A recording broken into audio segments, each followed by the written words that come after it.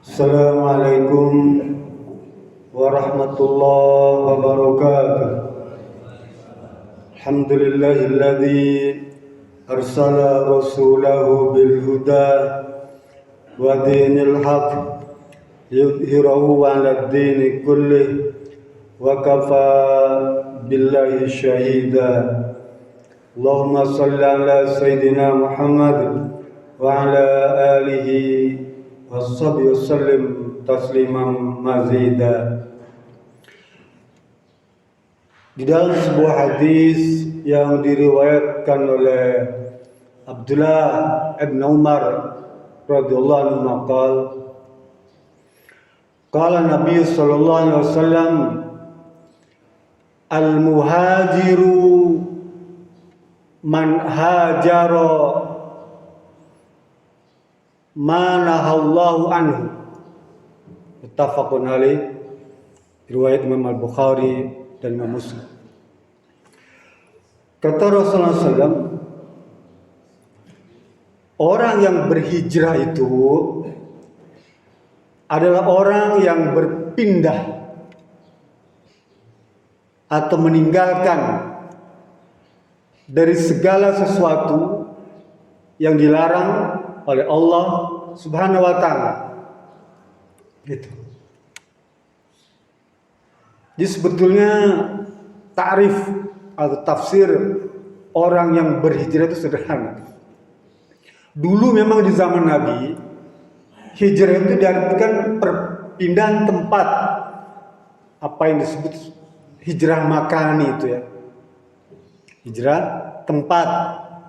Orang, tapi tidak seperti orang bertransmigrasi dari satu tempat ke tempat lain, tidak.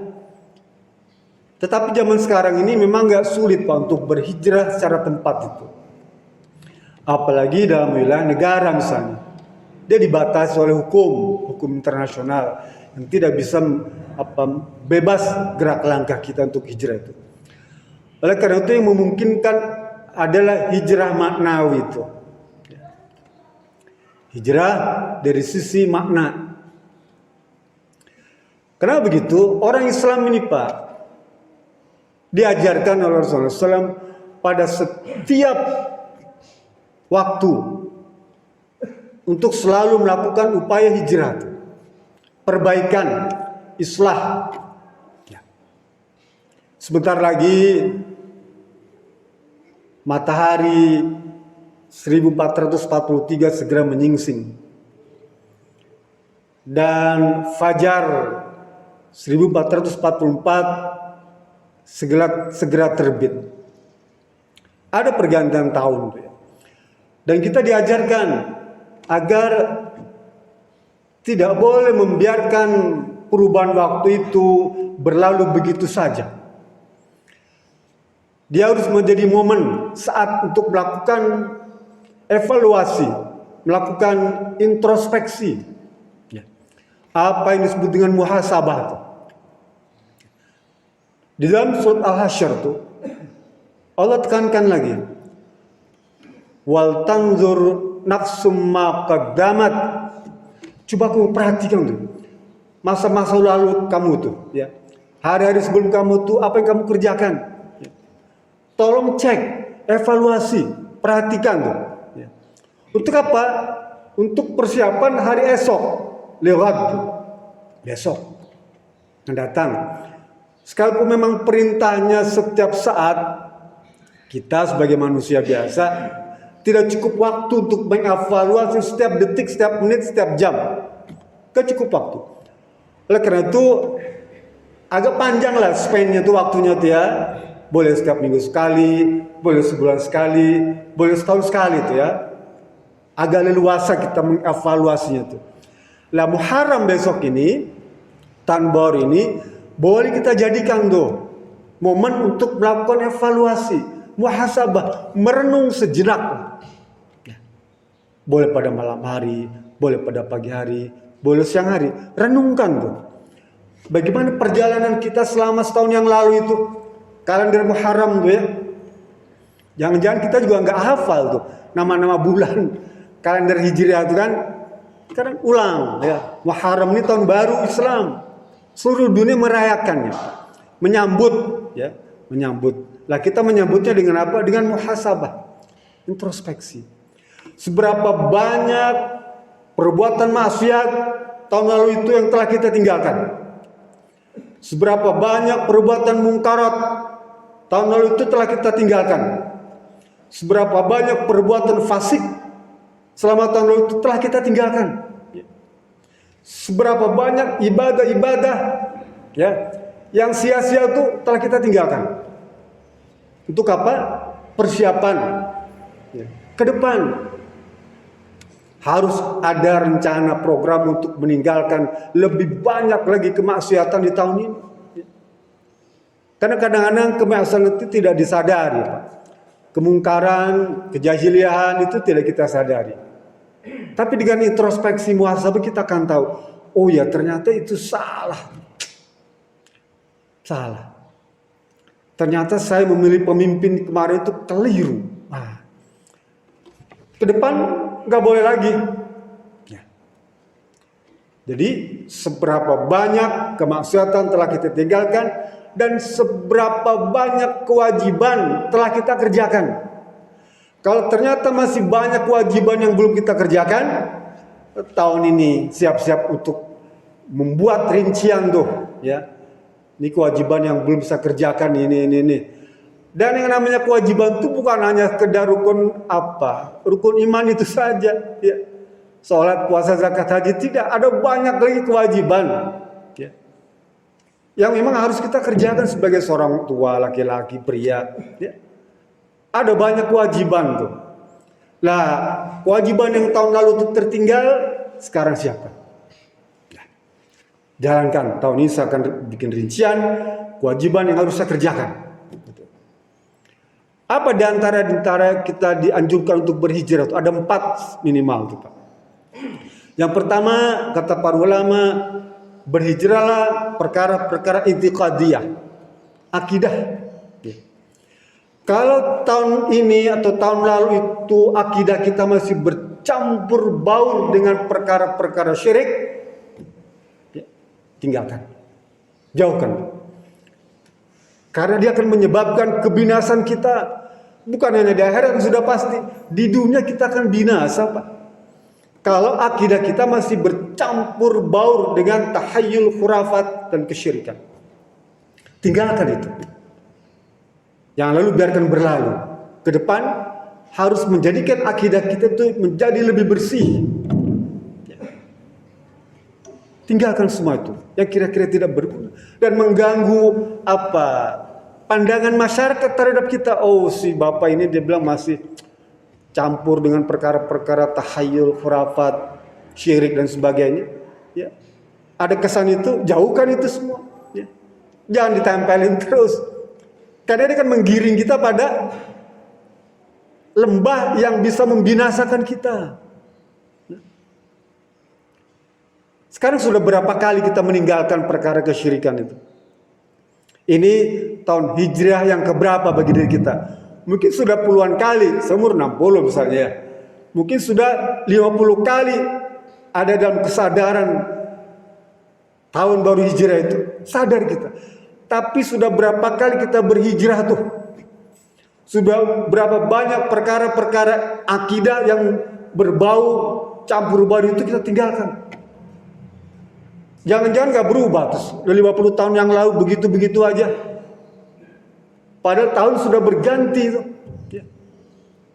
Akidah, i'tiqad. Yang kedua, kata para ulama, tadi i'tiqad, yang kedua al-fikriyah, pemikiran. Pemikiran. Kadang-kadang kita gampang dipengaruhi oleh pemikiran-pemikiran barat. Bahkan kita menyanjungnya tuh, ya. Kita kadang-kadang bangga dengan pemikiran-pemikiran sosialis, komunis itu, senang kita karena kita menganggap tahu orang tua berilmu. Padahal itu pemikiran yang menyesatkan. Ideologi yang bukan oleh agama dilarang, oleh negara juga dilarang. Negara melarang itu, tapi itu nempel pemikiran itu di benak kita karena masa lalu. Mungkin dulu kita kagum dengan seseorang sehingga pemikirannya nempel terus dengan kita tuh. Sekarang itu mulai kita tinggalkan, ganti dengan pemikiran Islam. Al-Islam huwal Islam. Islam adalah Islam, nggak ada lagi tuh. Nggak ada Islam bojong soang, nggak ada Islam daya kolot, nggak ada. Islam is Islam. Ya. Islam harga mati. Gitu. Ya. Nggak ada. Istilah Islam Bandung enggak. Islam is Islam. Al-Islam huwal Islam. Kata Sayyid Hawa. Jadi Islam itu harga mati. Ya. Wa mahyaya wa mamati. Hidupku dan matiku hanya untuk Allah, hanya untuk Islam. Dua tuh. Yang ketiga syu'uriyah. Tadi iktikadiyah, fikriyah, yang ketiga syu'uriyah, perasaan. Ya. Kita ibadah nih hidup nih Pak. Kadang-kadang cuma terbawa perasaan sendiri saja. Perasaan ibadah sudah benar nih. Ya. Perasaan saya. Ya. Tanya sama guru, benar gak dia? Oh salah itu. Ya. Kita terbawa perasaan kita saja. Perasaan saya kemarin sudah benar deh tuh melaksanakan kegiatan ABCD itu. Ya. Sesuai. Tanyakan sama ahlinya. Benar gak? Salah. Nah, kalau kita sudah tahu itu salah, tinggalkan perasaan.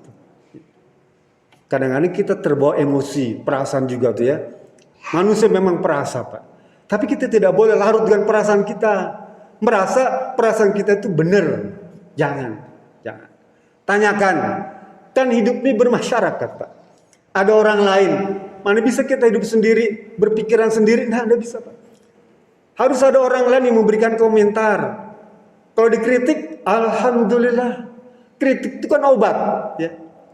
Sekalipun pedas, tapi dia menyehatkan. Orang yang nggak pernah dikritik, artinya apa? Dia dibiarkan dalam kesesatan, kesalahjalanan tuh. Kita juga sama harus menyadari perlu mengkritik tuh. Ustadz disalah ngomongnya nih. Kritik bagus. Itu obat. Sekalipun pahit, tapi dia menyehatkan. Jamu itu sekalipun orang tidak suka, pahit itu nggak enak rasanya. Tapi dia membuat kita sehat, segar, bugar. Lah kritik, protes itu juga bagian daripada muhasabah, evaluasi itu. Lah kalau evaluasi sendiri nggak bisa Pak. Harus ada orang lain yang memberikan komentar. Pentingnya hidup bermasyarakat. Yang keempat, yang terakhir, apa? Kita harus berhijrah dari fi'liyah, perbuatan-perbuatan yang salah. Ya.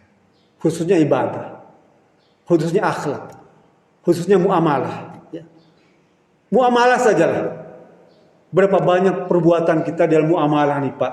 Tentang kemasyarakatan, tentang bisnis, tentang pekerjaan, tentang pergaulan hidup tuh, tentang jual beli. Yang masih berbau apa ya?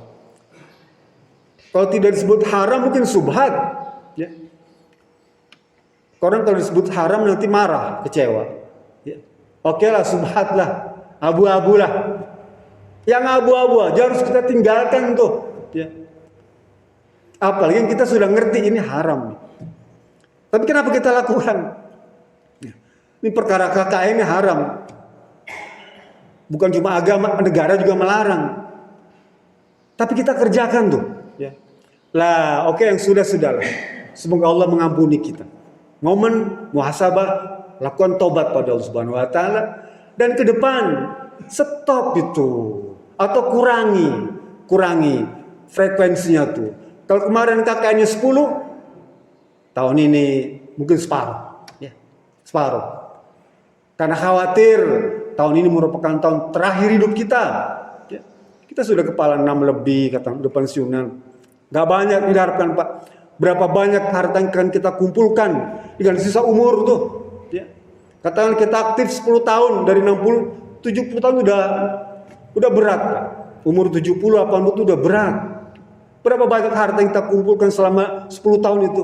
Uang dari kita dari remaja mahasiswa saja udah bekerja tuh 40 tahun kita kerja, hasilnya seperti hari ini. Kita 40 tahun kerja, mengabdi di perusahaan di BUMN, hasilnya seperti ini. apa yang kita rasakan hari ini. Sisa waktu 10 tahun atau 20 tahun bekerja, kalau kita mau aktif lagi bekerja, berapa banyak yang akan kita kumpulkan? Kenapa nggak memanfaatkan yang sudah ada nih? Gunakan harta yang telah kita kumpulkan 30 tahun bekerja ini, manfaatkan itu. Untuk apa? Untuk mendekatkan diri kepada Allah Subhanahu wa taala. Dan momen itu kapan? Besok tanggal 1 Muharram mulai bismillah dia jadikan nuqtatut tahawur, titik tolak kita menghadap Allah Subhanahu wa taala, mendekatkan diri pada Allah Subhanahu wa taala dan mensucikan diri kita. Mudah-mudahan tahun hijrah sekarang ini menjadi momen terbaik bagi kehidupan kita dan Allah senantiasa menyertai dalam perjalanan hidup kita di dunia dan di akhirat kelak. Itu saja. Bila bisa berilah. Assalamualaikum warahmatullahi wabarakatuh.